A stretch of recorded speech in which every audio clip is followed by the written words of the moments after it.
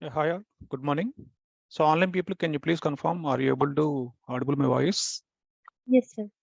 Okay, and hope screen also visible to you, right? Sorry, are you able to see my screen? Yes, sir. Okay, cool. Okay. Yeah, we'll continue with the today's session. So as part of yesterday's session, just we discussed about the quick recap of our demo sessions. And after that, we discussed about what is our plan for next 45 to 60 days of time. And then we discussed about what is the purpose of learning the cloud data engineering. Then we discussed about what all are the topics we are going to cover as part of our sessions. We are going to cover database concepts, cloud concepts, distributed framework by using big data stack, programming language, data warehousing concepts, orchestration tools, big data concepts, Spark, NoSQL database, Linux concepts, and real-time process. All these are the different topics which we are going to cover as part of our coming classes. And after that, at the high level, just we discuss about in what kind of projects we are going to work in the real-time system. We are going to work in the development projects, and we are going to work either migration projects, or we can call it as enhancement projects. And we are going to work in support projects, or we can call it as a maintenance projects. So just I given the high level glimpse in what kind of projects as a data engineer we are going to work in the real-time system. And just I mentioned the some of the orchestration tools like Control-M, AutoSys, Airflow. And we discussed about some basic topics about how we are going to create the jobs, and what all are the timings we are going to provide, how we are going to define the dependencies for all these jobs. All these are the basic topics we covered as part of our yesterday's session. But yesterday's session, what is the main purpose? We discussed about in next 45 to 60 days of classes, what topics we are covering and why we are covering all these topics. Just to remove all the confusions from your brain, we discussed about all this information. Okay. Now today we'll discuss about few important terminologies from big data side or from cloud side. So we'll discuss about some important terminologies from the big data side or from the cloud side. Andy. So first we need to understand one of the terminology called as nothing but scalability, or we can able to call it as all whatever the points we are going to discuss. All these are the important features of the big data or important features of the cloud. So first one is nothing but scalability. Next one we need to understand about distributed framework, or we can call it as distributed technology. And next we need to understand about high availability, and we need to understand about fault tolerance, and we need to understand about replication, and we need to understand about moving computation. So these are the few important things which we need to understand, or indirectly we can call all these are nothing but some features of the big data or some features of the cloud. Actually, if you remember at the high level yesterday or day before yesterday in the demo classes also we discussed, Randy, in the big data, we are having the multiple tools, or we can call it as a multiple technologies like Spark, Hive, Cloud, Scoop, and all these are different kind of tools are available under the big data stack. In the same way, coming to cloud, we are having different cloud platforms like AWS, GCP, and Azure. And within the GCP, again, we are going to have the different services like cloud storage, data proc. All these are the new words to you. But at the high level, in the big data, we are having the different kind of the tools. In the same way, if you are taking any kind of the cloud platform, in that cloud platform, we are going to have the different services. But here you need to understand whatever the tools which are present in big data, or whatever the services we are using in the cloud, all those tools or all those services definitely going to have all these kind of features. So try to understand here. Whatever the tools we are going to use from big data perspective, or whatever the tools, or I can call it as services from any cloud platform, either AWS or Azure or GCP, whatever the services from any cloud platform, those are going to have below features. So these are all the features we can able to see under the big data stack related tools, or all these are the features we can able to see under the cloud related service and these services. That's the reason compulsory we need to understand about all these kind of terminologies, because in the coming days also multiple times we are going to discuss about the high availability. So this service is given the high availability, this service is given the scalability, this service is going to provide the replication. We are going to discuss about, or we are going to use all these terminologies multiple times in our coming classes. That's the reason compulsory you need to understand about each and every terminology here, whatever I mentioned. With that, you can able to understand the classes very easily in the coming classes. Okay, we'll go one by one. So first one, scalability. So as per your knowledge, any idea what is the meaning of scalability here? Sorry. Increasing resources, we can able to say. Any other answers? So not only increasing, we can call it as nothing but decreasing also. Based on the requirements, either we can able to increase the number of resources, or we can kind of property, simply we can able to call it as nothing but scalability. By depending on the requirement, we are going to increase the number of resources, or we are going to decrease the number of resources. If we are having such kind of feature, that feature only we can call it as nothing but scalability. We'll take one example. With that example, easily we can understand what is meant by scalability. So for example, in this class, we are having capacity for 40 students, or in this room I can say. So in this room we are having capacity for 40 students, but suddenly one day around 60 students came to the class. Now what we need to do? So our room capacity is, for example, 40 students, or we are having the 40 chairs in the room, and but one day suddenly 60 students are came to the class. So then what I need to do here? What we are doing? Simply one option, either we need to increase the number of chairs in the classroom. Other option, we need to move to the some big room which is having the capability to seat the around 60 members, 60 students. Okay, which is nothing but, by depending on my requirement, I am going to increase the number of seats in the room, or I will move to the some big room. With that, I can able to capable all the 60 students who all are going to attend the classes. Okay, so indirectly what we are doing here, we are increasing the seating capacity in the class. So that is the feature only, indirectly we can call it as nothing but scalability. Okay, so whenever we are going to increase the number of resources, or whenever we are going to decrease the number of resources by depending on the requirement, that feature we can call it as nothing but scalability. Now for example, I taken one room, classroom, which is having 100 students capacity, but because of some reason in my batch only 30 students are coming.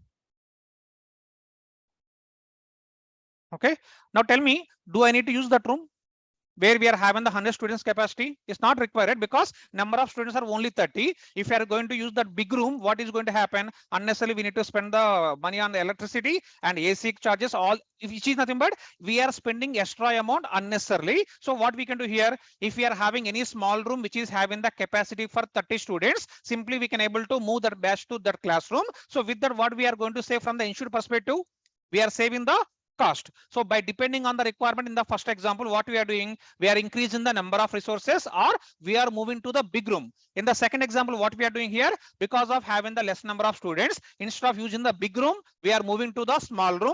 And why we are doing that activity? For the purpose of saving the cost. Okay, which is nothing but, by depending on the requirement, overall in this example, either we are increasing the capacity or we are decreasing the capacity. That kind of feature only we can call it as nothing but scalability. Now this is the general example for our easy understanding. Now we'll think from the real time perspective only. So for example, we are having Flipkart. Now for example, just I'm giving this a generic example. Flipkart people, they are using, for example, 1,000 servers in the backend. So every day they are getting the traffic from the users. Every day they are getting some traffic from the users, and they are maintaining, for example, 100 servers in the backend. By using those 100 servers, they are maintaining all the traffic from the users. What is the meaning of traffic here? Number of users. What they will generate in the Flipkart or Amazon? One activity, we are searching for the products. That is the one of the activity. Other thing, we are adding the products to the cart. That is the second activity. Third activity, we are going to purchase the product. Fourth activity, we are paying the money. Whenever you are going to purchase the products, compulsory we need to pay the money, right? So indirectly, once we are logging into the Flipkart, as a user, you are going to perform different kind of activity. But when I'm calling about the traffic, which is nothing but it is the combination of all the things. Some people are searching for the product, some people are adding it to the cart, some people are purchasing the product, some people are paying the money. All these things will come into the traffic when I'm calling it as a traffic from the users. Okay, just for your understanding, here I will mention that some users are searching for product, some people are adding product to the cart, some people are purchasing the product, and some people are doing the payment. So different users can able to perform different kind of activities by depending on their requirement. So all those people, all those users only we are calling it as a traffic only. Now, for example, just I'm giving the generic example here. So in the Flipkart, they are maintaining 1,000 servers, and by using the 1,000 servers, they are maintaining all the traffic. Okay. Now, for example, Flipkart launched one offer. Just we'll take example as a Big Billion Day. So sometimes they are going to conduct the Big Billion Day, or sometimes they are going to give the offers, right? Now, during this day, you tell me whether traffic will increase or decrease. Definitely what is going to happen? Your traffic of the Flipkart are going to increase because of the offers. Multiple people will come and search in the Flipkart app, or they will purchase the different products in the Flipkart app. Indirectly, because of the offers or because of the Big Billion Day, more traffic will come to the Flipkart app. For example, here 3 lakh users are coming on Big Billion Day, but committee here just will take it as only 1 lakh people are coming on the normal days. Okay. Now, to handle the traffic of 1 lakh people, how many servers they are maintaining? 1,000 servers. Now, for example, on the Big Billion Day, they observe traffic is 3 lakh users only. Now, you tell me, if 3 lakh users are going to use the Flipkart app, can 1,000 servers can able to handle the traffic? No, right? Now, what we need to do indirectly here? Yep. What we need to do? We need to increase number of servers in the backend. Increase number of servers. Just I'm giving the generic figure, 3,000 servers. So what we are doing indirectly here, by depending on my requirement, which is nothing but by depending on the Flipkart requirement, whenever they are launching any kind of offers, automatically what they are doing here, to handle the traffic in the backend, they are going to increase the number of servers, which is nothing but indirectly they are increasing the capacity to maintain the traffic on the offers day. So this kind of feature indirectly what we are calling here, that is nothing but scalability. Now, for example, this event happened for 5 days. After 5 days, they stopped offers. Now again, what will happen? Traffic will become normal. Now, if traffic is going to become normal, still they need to maintain the 3,000 servers or only 1,000 servers? They need to maintain only 1,000 servers. Okay, now indirectly what we are doing again? We are increasing the capacity or decreasing the capacity? We are decreasing the capacity. So which is nothing but overall here. So this is the one example, generic example for our easy understanding. This is the example from the real-time perspective. Overall, we need to understand by depending on the requirement, either we are increasing the resources or we are decreasing the resources. Now you try to give the answer. In this overall example, what is the resource? In the Flipkart example? Servers. No, customers are not resources only. So here resource is nothing but our servers. So what we are doing here, by depending on the requirement, we are increasing the number of servers or we are decreasing the number of servers. But as part of definition, we are saying that we are increasing number of resources or we are decreasing the number of resources. That kind of feature only we can call it as nothing but scalability. Now you tell me, if we are going to work in the real time, are we going to perform this activity manually? Increase in the resources, decrease in the resources, are we going to perform this manually? Earlier days we are doing it manually, but if you want to do this activity manually, what will happen?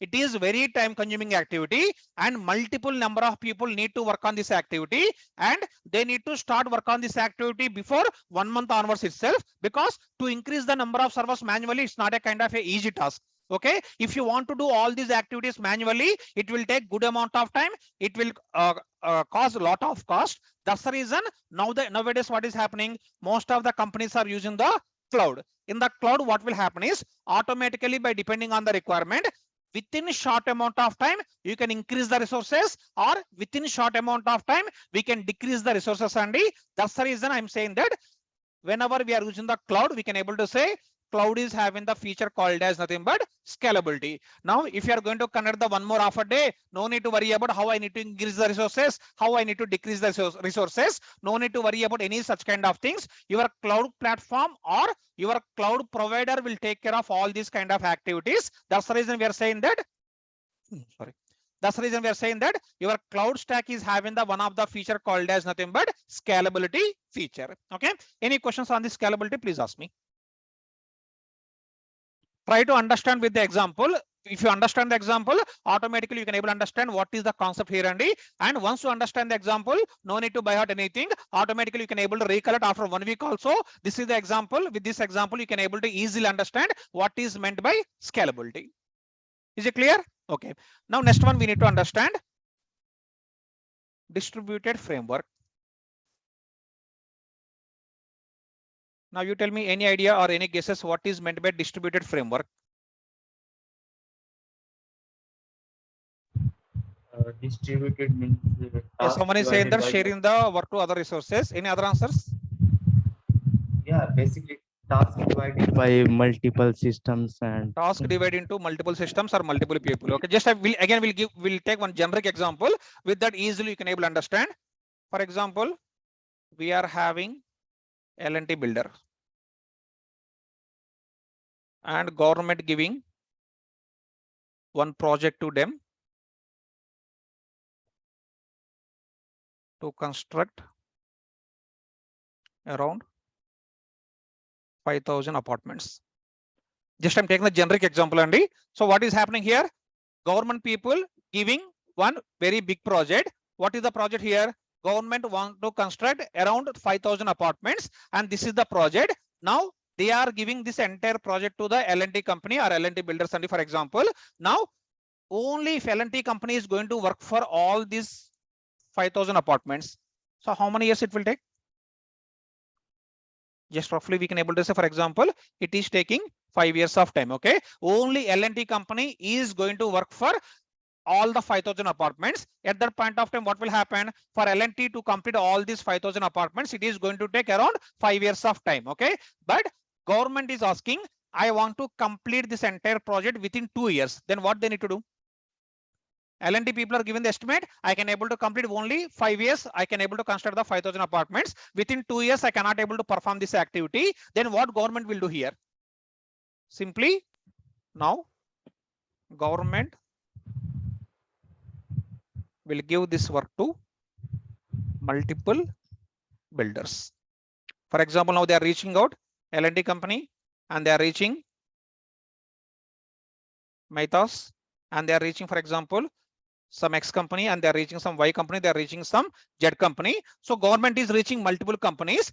After that, what they did here is for each and every company, just they given 1,000 apartments. Now you tell me, with this activity, within how many years we can able to complete the project? Do we need to spend the 5 years? No, right? If government is going to take this kind of decision, or if government is going to do this kind of activity, what is going to happen? Automatically within 1 or 2 years year. only we can able to complete the entire project. Indirectly, what is happening here? Whenever we are distributing the work to multiple people, what is the advantage? We can able to complete the work very fastly. Okay, that is the main advantage of the distribution. And so this, by using this example, you can understand, if you are giving entire work to the only one person to complete that work, it is taking 5 years of time. But instead of that, what we are doing here, we are distributing the work to the multiple people. All these people are going to work sequentially or parallelly. All these people are going to work in parallel. Okay, L&T, Mehta, X, Y, Z, all these companies are going to work in parallel. So with that, what will happen? Within 1 or 2 years only, we can able to complete the entire project. So indirectly, what we are doing here, we are distributing the work to the multiple people. With that, automatically, what is going to happen? We can able to complete the work in the very fast way. That is the main advantage of our distribution activity. Whatever the big data stack tools we are going to use, or whatever the cloud services we are going to use, each and every service or each and every tool is going to have one more feature called as nothing but distributed. With the help of this distributed only, what is going to happen in the big data or in the cloud services, we can able to see the very good performance compared to other technologies. Okay, any questions on this distribution, please ask me. Is it clear? Now, just I want to add one more point in the scalability, and I forgot to add about that. Actually, we discuss about the scalability, which is nothing but we are increasing the number of resources or we are decreasing the number of resources. But as part of scalability, here we can able to see two types of scalability. So as part of scalability, what we are having the two types of scalability. One we can able to call it as nothing but vertical scalability. And second type of scalability, we can call it as nothing but horizontal scalability. So we are having two types of scalabilities. One is vertical scalability and second one is nothing but horizontal scalability. Now, what is meant by vertical scalability? With this example only, we'll try to understand. If you see the first example, what I'm telling, my room capacity, sorry, in my room, I'm having the 40 chairs, but suddenly one day what happened? 60 number of students came to the class. Now in this example, what I'm doing, I am increasing the number of chairs. I'm not moving to the other room. What I'm doing here, I am increasing the number of chairs within the same room. Whenever we are increasing number of resources within the same system, that kind of scalability, we can call it as nothing but vertical scalability. Is it clear? Whenever we are increasing number of resources within the same system, that kind of scalability, we can call it as nothing but vertical scalability. In the previous example, in my class, I'm having the 40 chairs, 60 students are came to the class. What we are doing, I am increasing the number of chairs within the class only. I'm not moving to the other room. Within the class, I am increasing the number of chairs. That kind of scalability, we can call it as nothing but vertical scalability. Then what is meant by horizontal scalability? In same example, if you see the second point, what I'm telling, in this room, we are having the only 40 chair capacity, but 60 students came, but I cannot able to increase the number of chairs. Then what I will do here? Simply, I will move to the new room. In that new room, we are having the 60 people capacity. Now tell me, within the same room, we are increasing the capacity or we are moving to the big room? We are moving to the some other room where we are having the 60 people capacity. If you are doing that kind of activity, that activity only we can call it as nothing but horizontal scalability. Now within the system, whenever we are increasing the resources, that kind of scalability we can call it as vertical scalability. Now out of the system, if you are increasing the number of resources, that kind of activity we can call it as nothing but horizontal scalability. Just I will add the point here. Within the system, if we are increasing number of resources,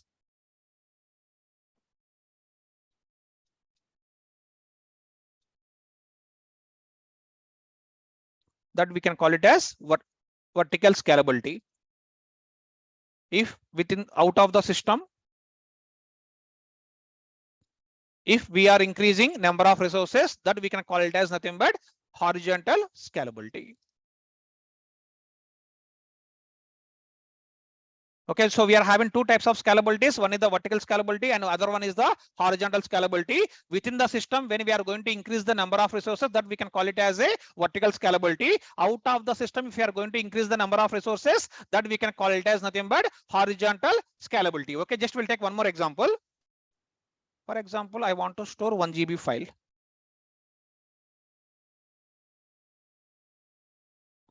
And just assume that I am having 4 laptops, which is having capacity of, for example, 8 GB RAM. So what I'm telling here, I want to store 1 GB file.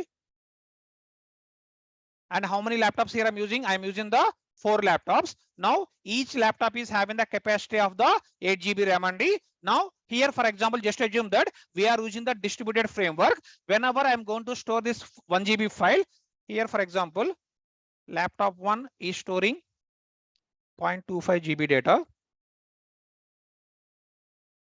and laptop 2 is storing, for example, 0.25 GB data.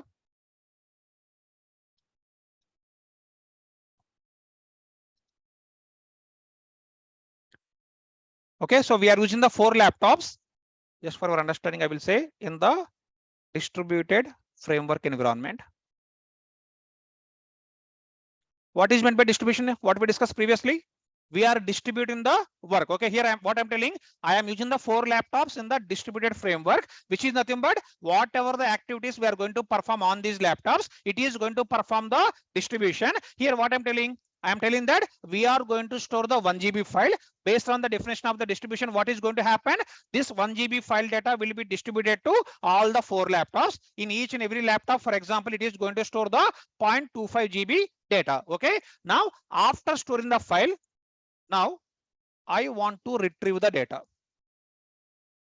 I want to retrieve the data. I want to retrieve completely 1 GB data. And now how many laptops we are using here? 4 laptops. Each laptop is having, for example, 8 GB RAM capacity. Now, if you want to retrieve the data from these laptops, for example, it is taking 3 minutes of time. Just assuming that for retrieving the data from all these laptops, how much time it is taking? It is taking the 3 minutes of time. Now, my requirement is I want to retrieve data within 1 minute. This is my requirement. What is the requirement? I want to retrieve the data within 1 minute. So now you tell me, if you want to retrieve the data within 1 minute, what is the actual time? 3 minutes of time. But my requirement is I want to retrieve the data within 1 minute here. Now you tell me what all are the options we are having to retrieve the data within 1 minute. What we can do? I want to retrieve the data within 1 minute. So what kind of options or what kind of availabilities we are having here? Option 1, we can able to say increase RAM to 16 GB in all laptops.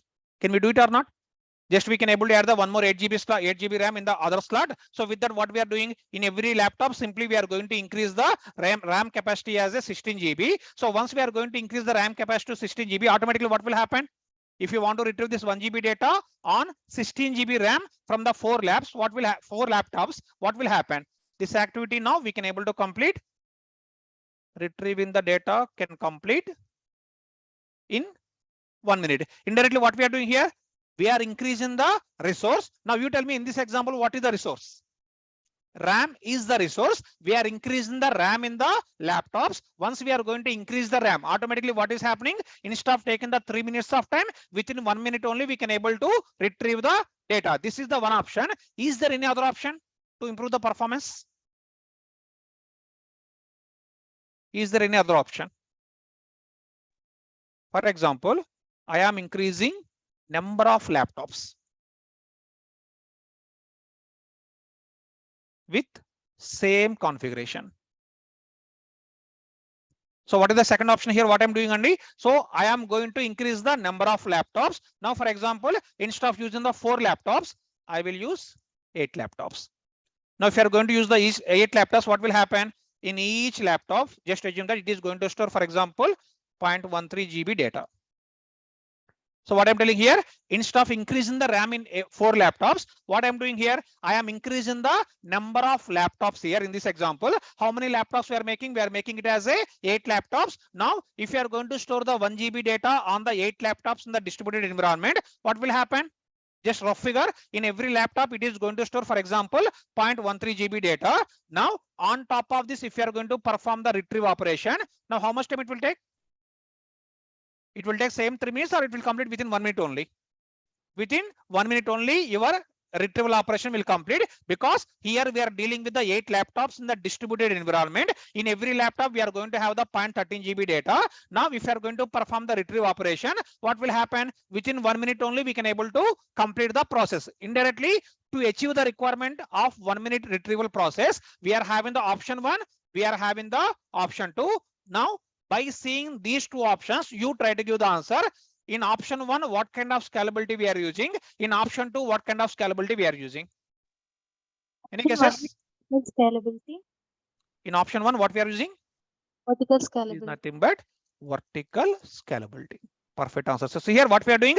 We are increasing the RAM within the system or out of the system. We are increasing the RAM within the system or within the laptop as per the requirement. Whenever we are increasing the resources within the system, that we can call it as nothing but vertical scalability. Indirectly in this option 1, what we are doing, we are using the option called as a vertical scalability. In this second example, what we are doing, we are increasing resources within the system or we are increasing the number of the laptops. We are increasing the number of laptops or we are increasing the resources outside the system. That's the reason this scalability we can call it as nothing but vertical scalability. Sorry, it's my mistake. Sorry. This we can call it as nothing but horizontal scalability. Okay, so this is the way simply we can able to understand what is meant by horizontal scalability and what is meant by vertical scalability. Coming back to the beginning topic only, what is meant by scalability? By seeing all these things, we'll forget about the what is the scalability. What is scalability? Increase in number of resources or decrease in the number of resources by depending on the requirement. That activity we can call it as nothing but scalability. We are having the two types of scalabilities. One is the horizontal scalability, one is the vertical scalability. Horizontal is nothing but outside the system. If you are increasing the resources, that we can call it as horizontal scalability. Within the system, if you are increasing the number of resources, that we can call it as nothing but vertical scalability. Now you try to give the answer. When we need to go for vertical scalability, when we need to go for horizontal scalability. Any guesses? When to go for vertical, when to go for horizontal? If you see here in this example, in the both the options, are we getting the good performance or not? We are getting good performance in the option 1 and in option 2. But when we need to go for what? Any guesses? Okay, just I will tell you. Now see here I want to get the data within 1 minute, but my client is given the requirement or I am given the requirement. I want to retrieve the data within 20 seconds. Now, what is my requirement? I want to retrieve the data within 20 seconds only. Now, within the system, if you want to increase the RAM, what is the capacity of the RAM we need to use? By using 32 GB, might be you can able to get the data in the 30 seconds or 40 seconds, but I want to get the data within 20 seconds only. Indirectly, what we need to here, we need to increase, for example, just I'm giving the rough values only. We need to increase RAM capacity as 128 GB. But tell me, every laptop can able to support the 128 GB RAM? No, right? Sometimes some laptops won't support the 128 GB RAM or 256 GB RAM. In the situation, can we able to go for option 1? Definitely no, which is nothing but for vertical scalability, there are some kind of limitations. Whenever we are reaching such kind of limitations, you don't have any other kind of option. Then what we need to do here, we need to go for the horizontal scalability only. So in the vertical scalability, we are having some kind of limitations. After a particular limit, we cannot able to increase the number of resources. In the situation, obviously we need to go for the horizontal scalability. Okay, this is the one of the interview question.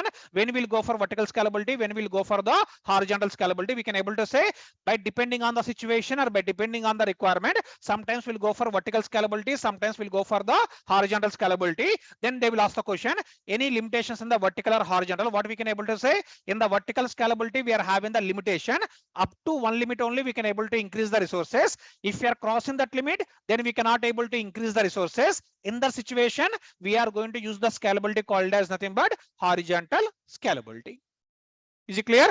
Three main things. What is scalability?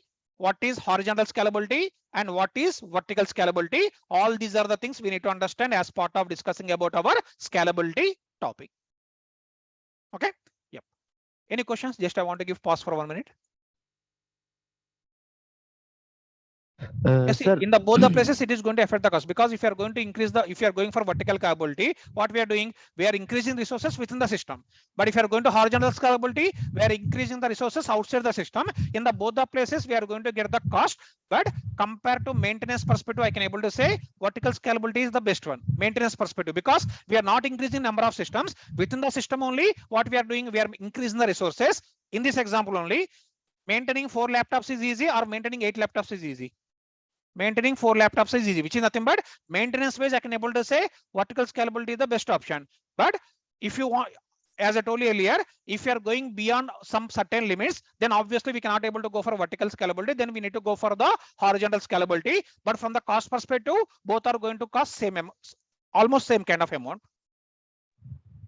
Okay, cost wise, they both are same, na? 1 second, people. Yes, tell me.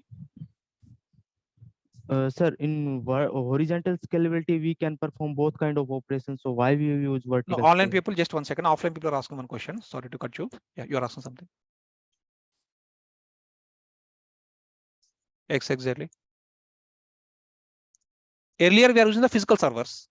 Where yeah, waste. That's the reason only now people are migrating to cloud. So that's the problem, right? So nowadays, why cloud is booming in the market? So earlier we are maintaining so many physical servers. So whenever there is no requirement, unnecessarily we are not going to use all those kind of server. It is a kind of a cost burden. That's the reason only what is happening now. All the companies are very big companies or small companies also slowly migrating to the cloud. Okay, whatever the question you are asking, that is the advantage of the cloud. Okay, online people, one person is asking the question.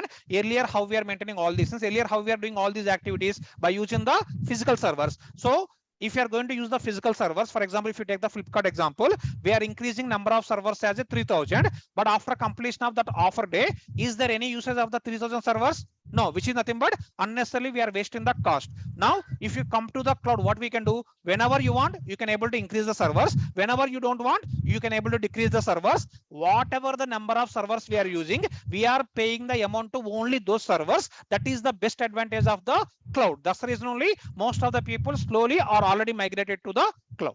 It's clear? Yeah. Yeah, online people, someone is asking the question. Can you please repeat the question? Yeah, so basically in horizontal scalability, we can perform both kind of operations.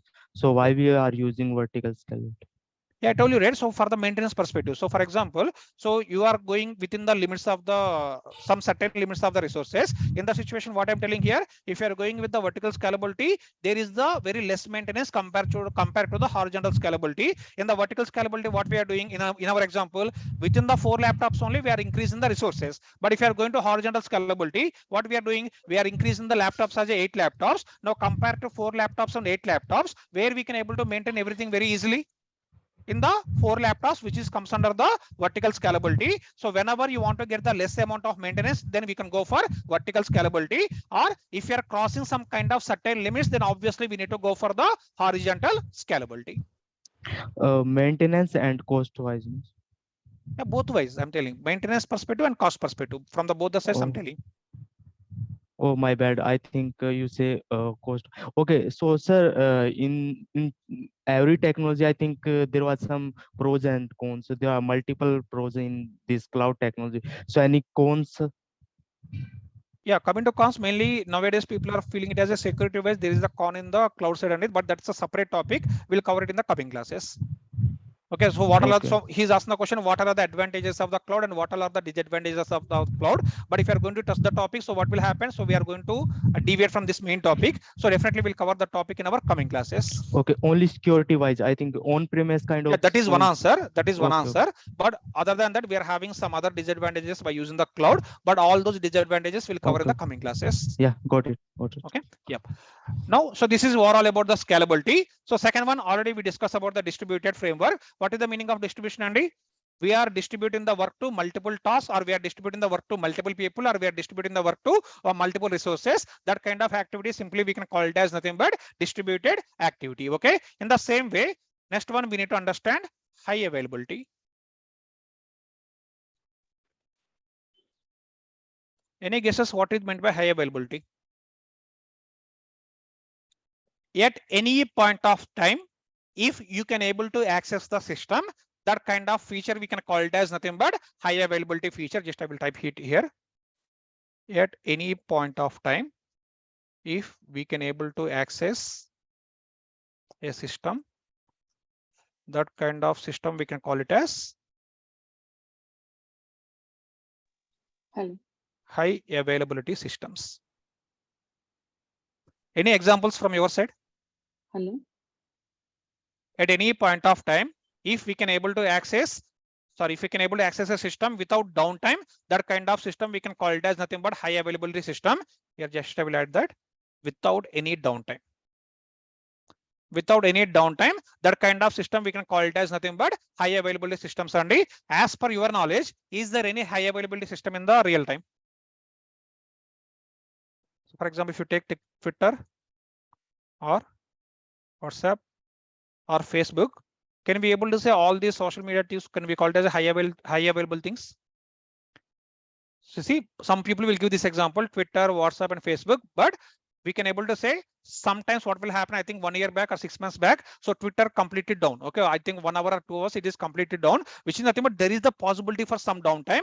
But here, if any system is going to provide 99.99% of availability, such kind of system simply we can call it as nothing but high availability systems only. None of the systems can able to provide the 100% of the availability. Sometimes even if you are using any advanced technology also, there are the chances for 0.001% downtime. So that's the reason I can able to say if we are maintaining any system with 99.999% availability, such kind of systems only simply we can call it as nothing but high availability systems. Okay, now you tell me, IRCTC, can we be able to say this is the high availability system? Obviously, no. What's the reason? Whenever you are going to book the tickets at that 11 a.m. or 11:30 a.m., automatically what is going to happen? You are going to get the message, you are not able to connect, or timeout errors, or we are going to get the server crash. So all such kind of messages are coming, right? So that's the reason IRCTC we cannot able to call it as a high availability systems. Okay, whatever the system is going to provide complete availability at any point of time, such kind of systems we can able to call it as a high availability systems. For example, if I will take the SBI internet banking. Is it high availability?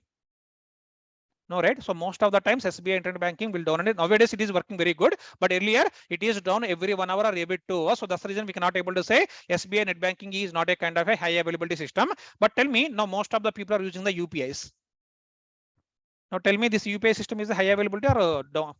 High availability. This Sir. we can say it as a high availability. Most of the times I can able to say So, sometimes sir, occasionally we are going to get the server issues, but this most of the IR times what is going to happen with the help of the UPS, we are going to get the high availability. At any point of time we can able to use the UPS for the purpose of paying the amounts. That's the reason we can able to say indirectly UPI is nothing but one of the high availability system. But if you take the IRCTC or a kind of SBI internet banking, all these are not a kind of a high availability systems. Overall we can able to say if any system is going to be available at any point of time, otherwise here I can able to add one more word, 365 days 24/7. So, sir, ये IRCTC or SBI, they are not using cloud technology.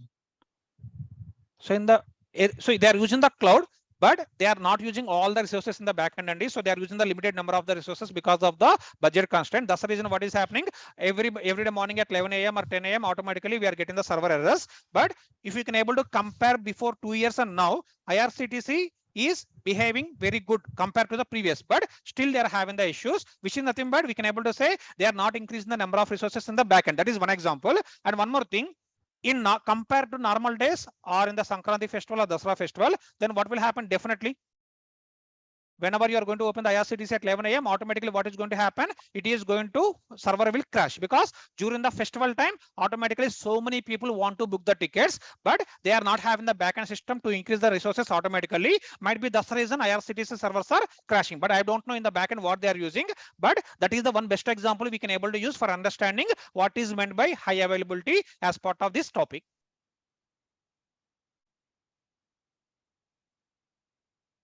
Is it clear?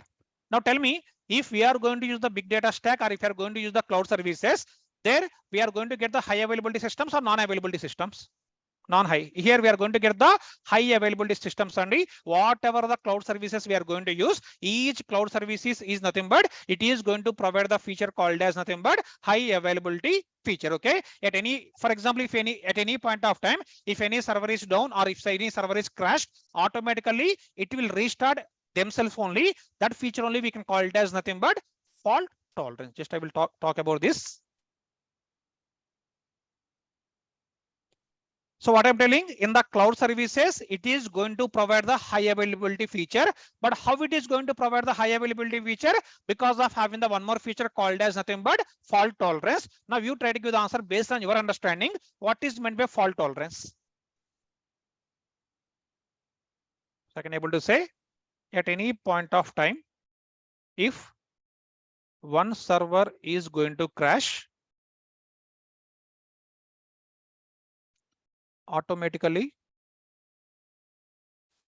second server will take care of all the responsibilities of first server. So what I'm telling here, whenever at any, for example, we are maintaining the 5 servers in our system. Because of any reason, my server was crashed because of the because of the resources what we are having, or because of the network problem. What is happened here? One server was crashed. Whenever one server is crashing, automatically, if second server is coming into the picture, if it is taking all the responsibilities of the first server, that kind of feature we can call it as nothing but fault tolerance feature. But now you tell me, for example, we are using the cloud. Within the cloud, we are using the 5 servers. One server got failed. Now, do I need to do any manual activity to activate the second server to take the responsibilities of the first server? No. From our side, no need to do any kind of manual activity, because cloud is providing the feature called as a fault tolerance. Whenever one server got failed, automatically second server will take care of all the responsibilities of the first server. So that kind of feature only we are calling it as nothing but fault tolerance. As part of this fault tolerance, as a user, we are not going to perform any kind of activities manually.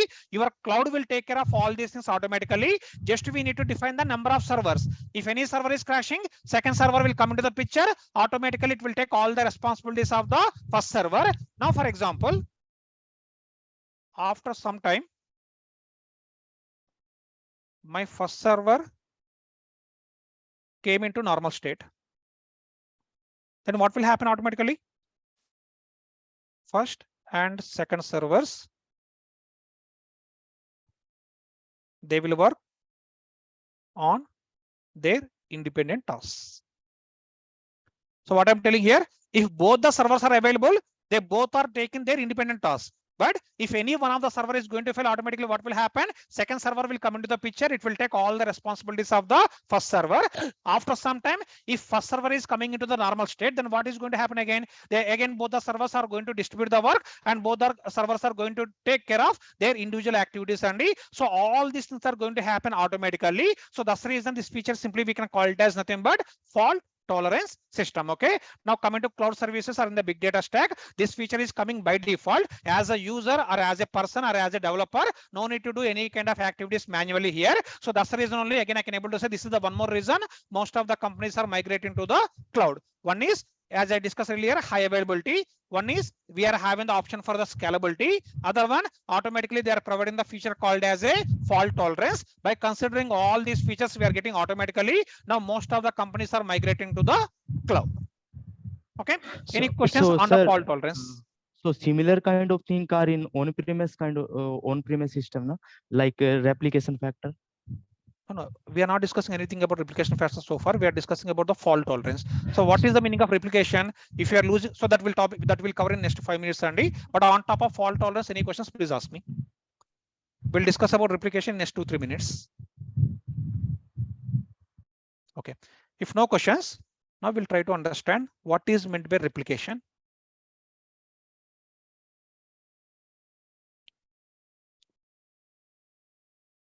See, in above scalability example, so we discussed about scalability, right? So in this example, for example, we are using the 4 laptops in distributed environment.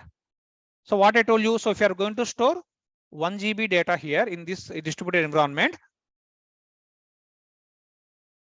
your data is distributing to all these laptops. What is happening here?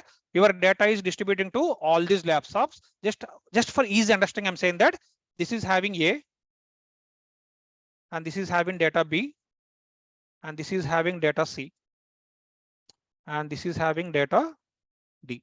Just assume that. So in all these 4 laptops, we are having the data like this. This is having A data, this is having B data, this is having the C data, and this is having the D data. Now, because of some reason, this laptop crashed. Now, indirectly, what we are losing here? We are using all the data which is related to the D. Okay, what is happening here? This laptop is having the data called as D. Just I'm giving the general example. This laptop is having the data called as a D. Because of some reason, because of network issues or because of the server issues or any reason, this laptop is crashed. So then what is going to happen? Automatically, you are going to lose the data. Now, once laptop got crashed and you are going to lose the data, can we be able to get re-get the data here? It is not possible right now. But in the real time, once we are going to lose the data, it would be very difficult to bring back the data. And so to handle this only, what we are doing here, we are using the option called as a replication. Here meaning of the replication is nothing but we are going to maintain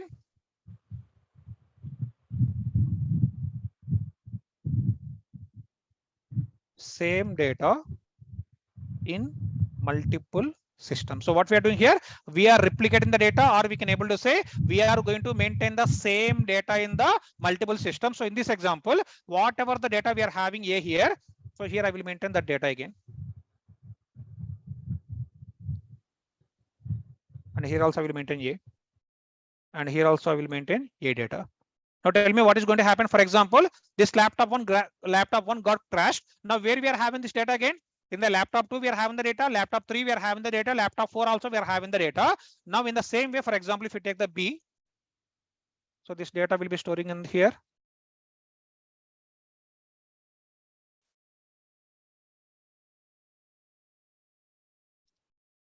Now because of some reason, this laptop 2 got failed, crashed. Then what is going to happen? Same data is available in the laptop 1 or laptop 3 or laptop 4. Indirectly, what we are doing? We are maintaining same data in the other laptops or other systems only. So this kind of feature only we can call it as nothing but replication. Actually, if you are going to work in the big data systems, by default, sir, if we are using, if we are going to maintaining get all that, replication factor as 3. So if you are going to maintain the big data system, what is happening here? By default, we are going to get the replication factor as a 3, just by considering that I given the example here. So in this example, A is going to maintain in the 3 different laptops. So what is the replication factor here? 3. And B is going to maintain in the 3 different laptops. What is the replication factor here? 3, which is nothing but in the big data system I'm telling, by default we are going to get the replication factor as a 3. Whatever the data storing in one server, same data will replicate in the other servers also.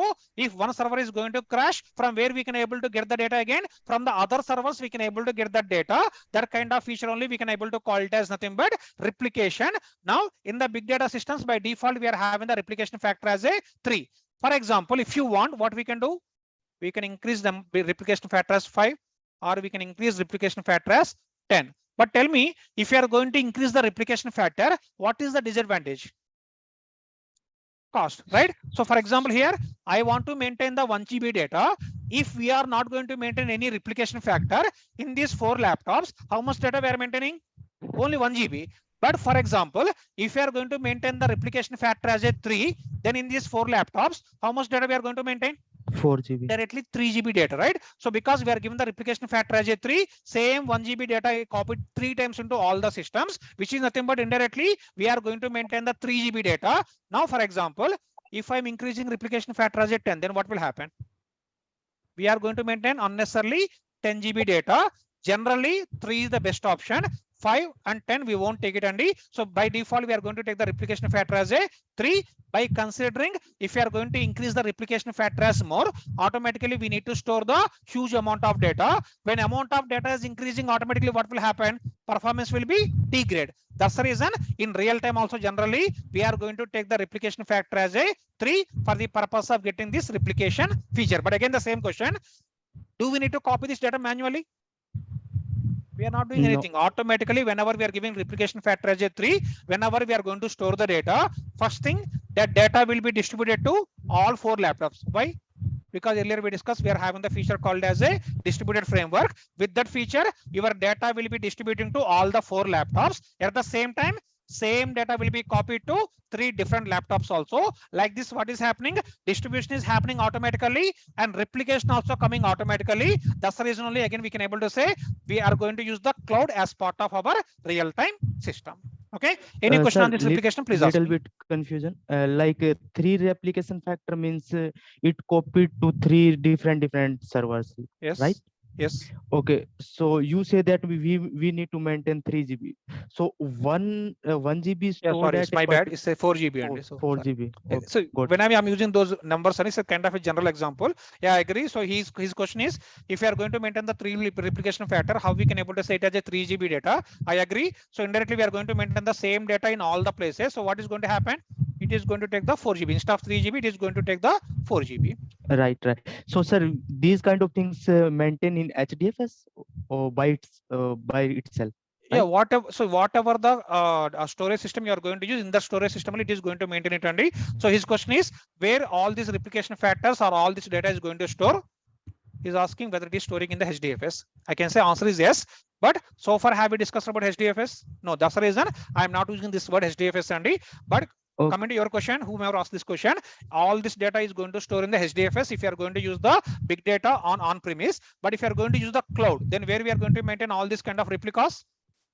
If you are going to use the AWS, there we are going to maintain the S3 buckets. In the S3 buckets, automatically it is going to maintain all the replicas. But so far, we haven't discussed about HDFS. We haven't discussed about the storage layers in the cloud system. That's the reason I'm not bringing all those terminologies here. I don't want to make the people confusion.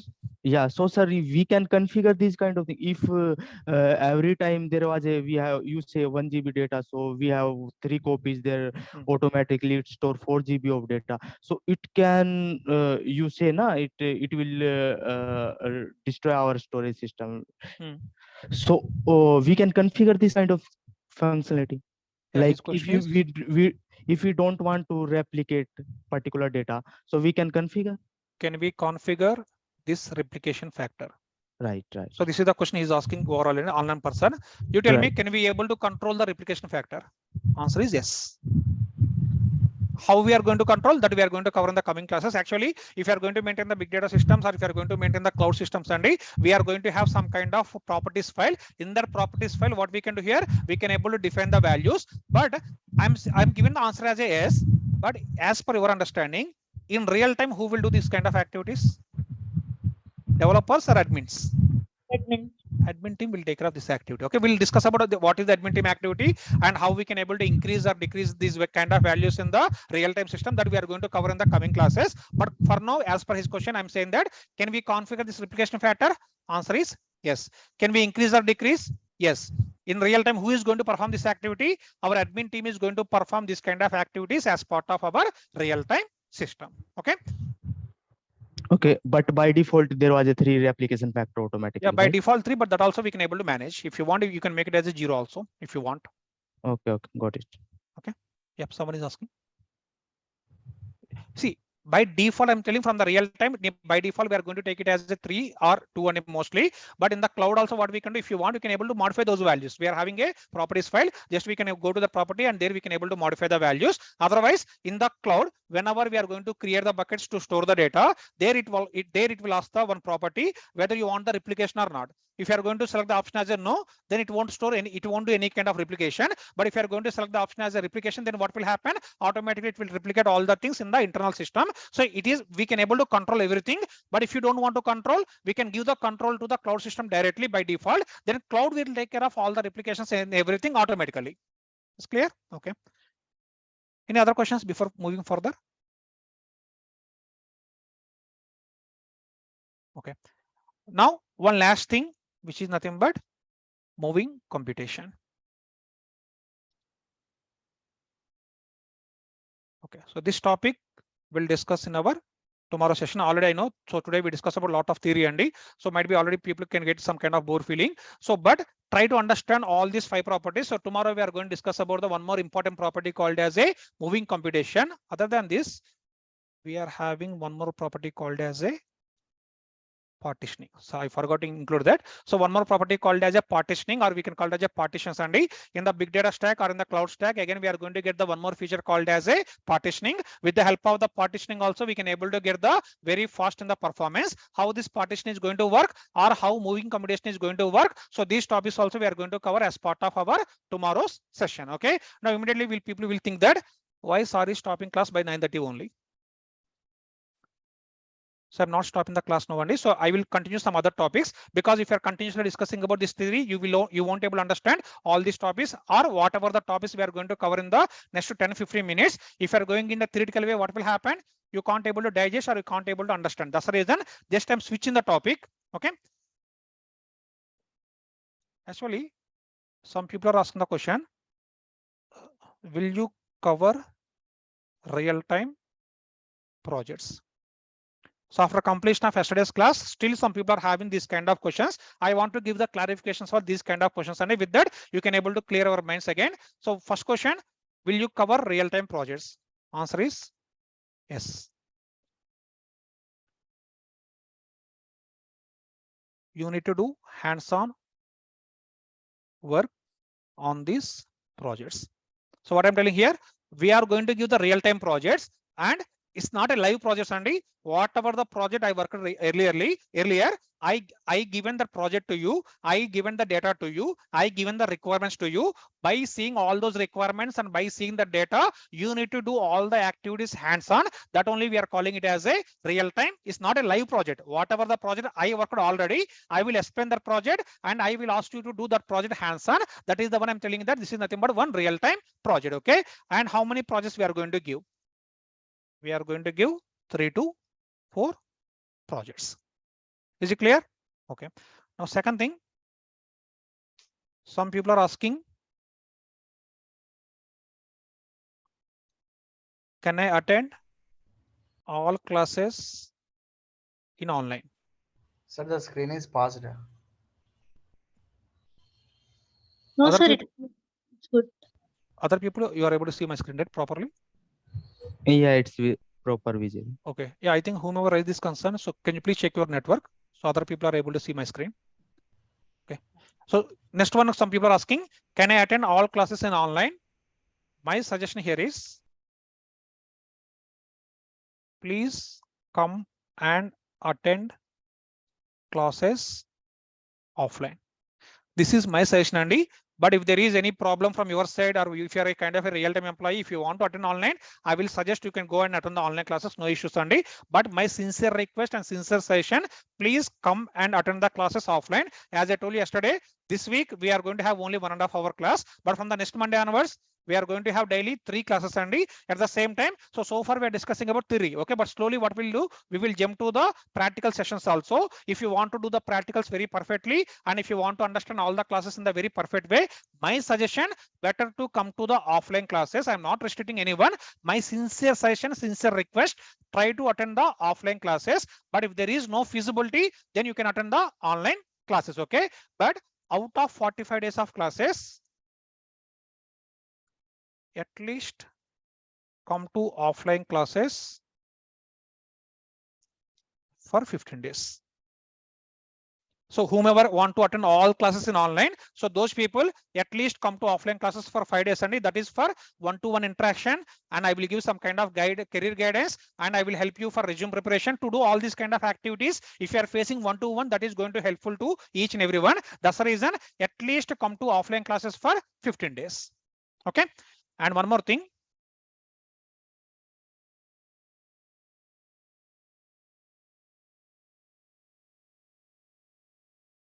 Are we tracking attendance? Obviously, answer is yes. What is the reason? This is not a kind of a regular training, and this is what?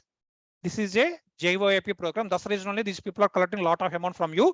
So when we are taking the lot of money from you, obviously, what is our responsibility? We need to track each and everything. Okay, this is the job-oriented internship program. So we are taking the classes for 8 hours, and you need to attend 4 hours class, and you need to do the 4 hours practical session. And what we are guaranteeing you, after completion of the course, within 1 or 2 months, you are going to get the job. But when you can able to get the job, you need to attend all the classes without missing any one class, and you need to do the practice on regular basis. For that reason, we are tracking the attendance. For example, after completion of the course,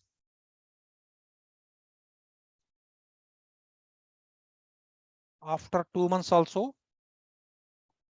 you didn't get the job. Obviously, what you will do? You will come and ask us, sir, I didn't get the job in 2 months, but you promised that when I'm paying the fee, you promised that you are going to get the job within 2 months, but I'm not getting the job. Then what we will do simply? We will open your attendance tracker. We'll see whether you are having 80% of attendance or not. So whomever is going to have this 80% of attendance, and for those people, definitely we are going to provide the support till you are getting the job. For example, your attendance percentage is only 50%. You tell me, can you able to get the job with the 50% attendance? Impossible, right? Don't think that it's a kind of a BTech or MTech only. So in the BTech, if you're not having that attendance, you can pay some amount and you can able to get that attendance. But here it won't work like that, okay? Because you need to attend each and every class. You need to understand each and every topic. You need to do the practice on each and every topic. Then only what will happen? You can able to put the experience in your resume. With that only you can able to get the job, okay? Without doing all these things, don't expect miracles are going to happen. No miracles will going to happen, Andy. If you do the hard work, then only miracles will happen. If you are not going to do any kind of hard work, what will happen? Nothing is going to happen. That's the reason I'm saying that we are going to track the attendance of each and every person. If you are having 80% of attendance, definitely what we will do here, we are going to provide the support till you are going to get the job. Is it clear? And one more thing, you attended 80% of classes. Can we get the job immediately here? We are attending 80% of the classes. No, right? Again, what is important here? Practice. Okay, this is also we are doing one more tracking, Andy. So we'll give the assignments to each and every one. So by end of this class or by end of this course, you can get the around 50 to 60 assignments. And you need to complete all those assignments. Sir, I will complete only 40. I won't agree. And you have to complete all the assignments. Okay, because why we are giving the assignments? To get hands-on experience. Okay, so generally this is the trend I will see in the students, Andy. When joining the course or during the demo classes or first 2 hour classes, people will ask the question, sir, will you give the assignments? Will you give the project? Will you give the hardwares? Or will you give the, will you give the softwares? Will you give the support? What I will say for everything, I will say yes, yes, yes. But after 20 or 25 days of the course, when I'm giving the assignment, what is the trend we are seeing from the people? No one will do the assignment. Simply they will say, sir, I'm busy with other work. I'm doing this work. I'm doing that work. So people are not doing any assignments. And one more thing, what I'm seeing is out of 40-50 students, around 20 to 30% are people are dropping after completion of 20 days or 30 days. Okay, don't do all those kind of unnecessary things, Andy. Please attend all the classes and please do all the assignments and please do hands-on work for each and every project whatever we are going to provide. With that, automatically what will happen? You can able to get the good experience and you can get the real-time knowledge. With that, automatically you can able to get the job in the real time in the very fastest way. Is it clear? Okay. And one more last thing. I will show you the tracker here for your understanding.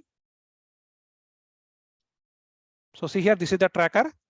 So first one, we are going to maintain each and every student details here. So whomever not registered so far, please register your names with the admin team. So tomorrow or day after tomorrow onwards, we are going to track each and every person's information by using this tracker. Here we are going to collect student name, mobile number, mail ID, your year of graduation, year of pass out.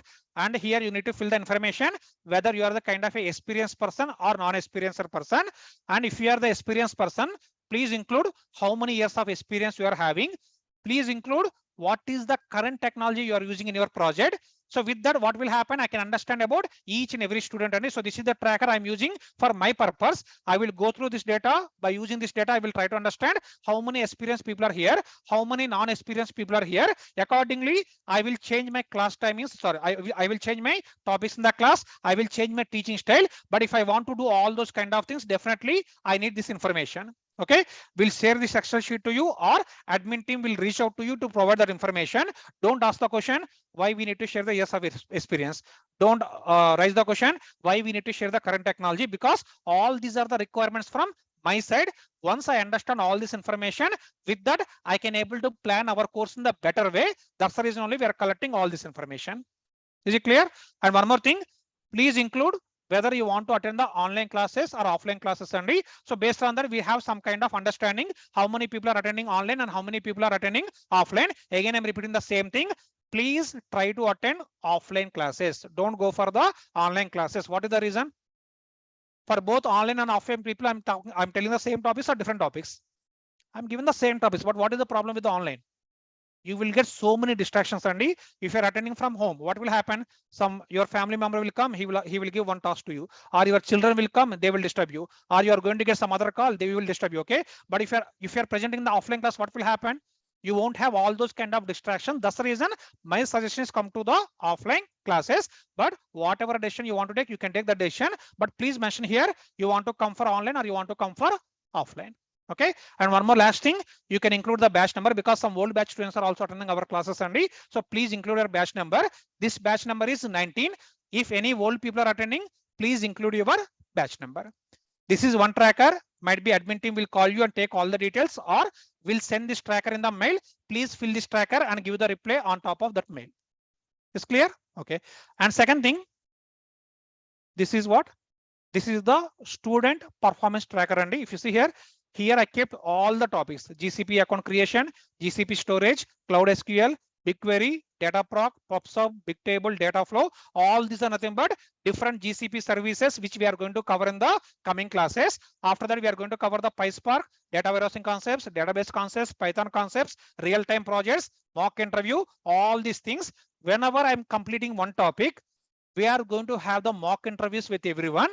After the mock interviews, I will fill the section is yes or no. What is the meaning of yes? You are good in this topic. If I'm given the no, what it means? You are not good in this topic. You need to prepare the topic one more time and you need to attend the one more mock interview. And with this, what will happen? You can assess yourself how much good you are in all these topics, or I will assess myself how much you are understanding in the classes. That's the reason we are maintaining one more tracker called as a performance tracker. Is it for only one topic or all the topics? This is for each and every topic. We are going to track all this information.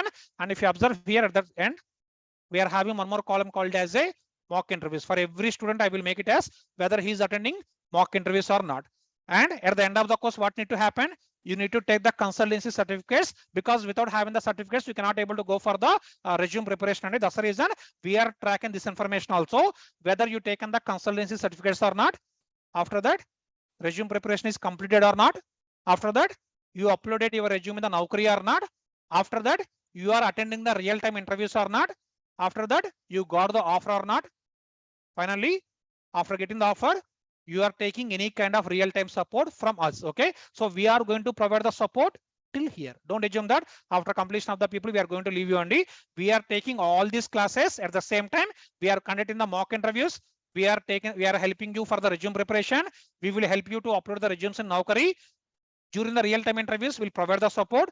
Don't assume that we are going to provide the proxies only. I will provide the support, how you need to give the answers as part of our real-time interviews. After that, you are going to get the offer. After getting the offer also, we are going to provide the real-time support. What is the meaning of real-time support? Will I do your work? No, right? Once you are entering into the real-time projects, you yourself has to do your work, but I will give some kind of guidance, because first 10 days or 15 days are very crucial in the real-time projects only, because you are going as a fake employee, for example, you don't know how to behave, or you don't know how to understand the requirement. In the situation, if you come to me, I can able to provide some kind of support to you to understand your project requirement, how you can able to handle the work. Don't assume that I will do your work as part of this real-time support. What I'm telling, I will guide you how you need to work in the real time. Till here, we are going to provide the support, and we are going to track each and everything. So that's the reason from our side, whatever the amounts of effort we are putting, same kind of efforts and same kind of anxiety, you also please show as part of this entire course. With that, automatically we can able to get the job. Is it clear? Any confusion on this tracker? So this one from your side, no need to fill, and I will fill it after completion of every topic. I will take the mock interviews, and accordingly I will fill all this information. Only from your side, you need to fill this tracker. Okay. And last one, this is the attendance. So every day we are going to take the attendance from tomorrow onwards, or from next Monday onwards. Continuously we are going to take the attendance. With this tracker, I'm going to take the percentage after completion of the course. As I told you, whomever is going to have the 80% of attendance, definitely we are going to provide the support to them after completion of the course also. Okay. And one more last thing here. Because of any reason, if you want to drop in between, so because of some personal emergency or because of your personal reason, after completion of 20 days of classes or 25 days of classes only, you want to drop. Okay. And your plan is you want to attend next batch. Whether we allow you or not, we will allow you, but please give prior intimation to us. Okay, so please give the intimation whenever you are having some kind of personal reasons or any emergency. So please intimate us. Just you can call to the admin team saying that so because of this reason I cannot able to continue this batch. I will attend the next batch. With that, what will happen? Next batch, whenever you are coming, you won't get any kind of questions without informing if you are dropping the batch. And if you want to attend the next batch, then what will happen? You will get so many questions from the management people. That's the reason. Don't do that mistake, Andy. Because of any reason, if you are dropping from this batch, please inform to the admin team. Please take the permission. Then definitely we will allow you for the next batch. Is it clear? All these are some basic things. Again, just I want to tell you. Any questions on all these things, please ask me here again. Is it clear? Okay. This tracker is clear, whatever we discussed. First one, student details. Second one, your performance tracker. Third one is nothing but your attendance information. So we are going to track everything in the very, very detailed way. If requires, we'll call to your parents also. So don't take it in the later mode only, because so they are paying the 50,000 rupees to you. So it's your responsibility. So it's not a kind of a motivation, it's a kind of a general thing only. It's your responsibility to attend every class and to do the practice and everything. But if you are behaving abruptly or if you are behaving abnormally, what we will do here? Simply we'll call to your parents and we'll inform this information. And don't think that it's a kind of a college environment or it's a kind of a BTech or MTech. Again, I'm repeating the same thing. It is your responsibility because you are paying the more amount. It is our responsibility because we are taking the more amount from each and every one.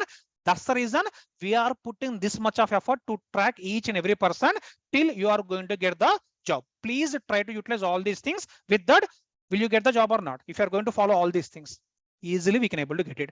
Thing is 100% attendance, 100% practice, 100% commitment, 100% anxiety and excitement. With all these things, you can able to get the job. And last question here, tell me till when you need to have that kind of excitement?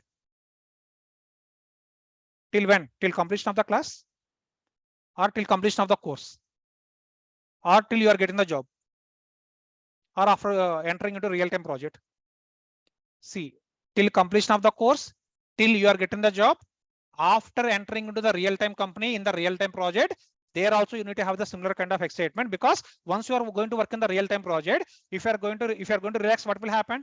You won't able to understand what is the requirement of the project. That's the reason after entering into the real-time company, once you are going to work on the real-time project, there also at least 1 or 2 months you need to show the similar kind of excitement, and automatically with that what will happen, you can easily understand what is happening in the project, then you can able to relax. Okay, but at that time also what will happen, you won't get the relaxed time, because what is going to happen in the real time, till you are getting the job, one problem, but after getting the job, so many other problems will start. What are those problems?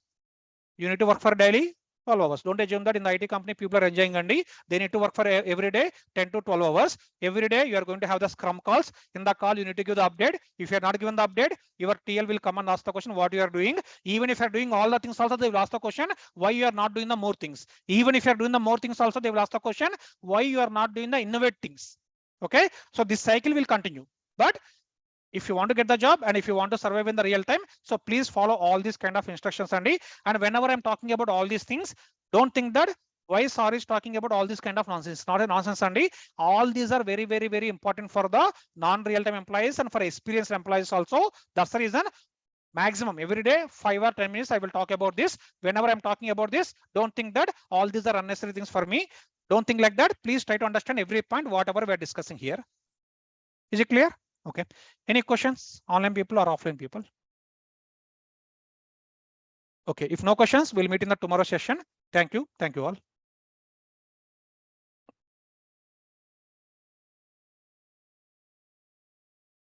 If you have any questions, I will be outside and please come and ask me.